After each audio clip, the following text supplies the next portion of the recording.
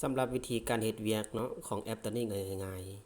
ๆทำอิฐหลังจากเขาเข้าระบบมาแล้วก็มีแต่ให้เขาไปทีเนาะทีนี้เลยยกอิฐตัวนี้เนาะเขาไปยกอิฐแล้วบัดนี้มาเลือกเอาตัว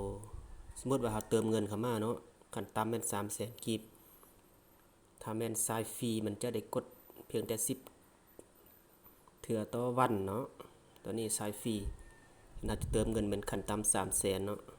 แต่ว่าเราเติมเงินเข้ามาแล้วมันจะปลดล็อกให้เราเนาะตัวนี้กดเข้าไปตัวยกอิฐนี่เลยแล้วมากดตัวยกอิฐนี่เนาะ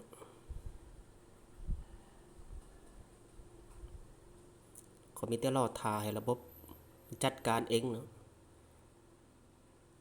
หลังจากนั้นกดถูกต้อง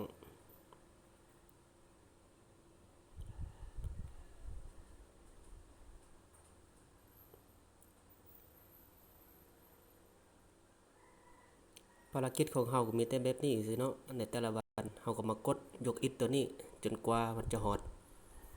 15งานเนาะตัวอย่างคือเราเติม300,000กิฟมันจะได้15งานต่อวันกดแบบนี้ไปเรื่อยๆเนาะแต่ละวันนั้นจนครบมันจะมีเป็นเลเวลเลยเนาะขึ้นเราเติม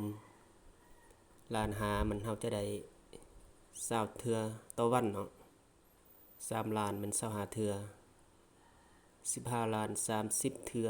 30มันจะเป็น35เทื่อเนาะต่อวัน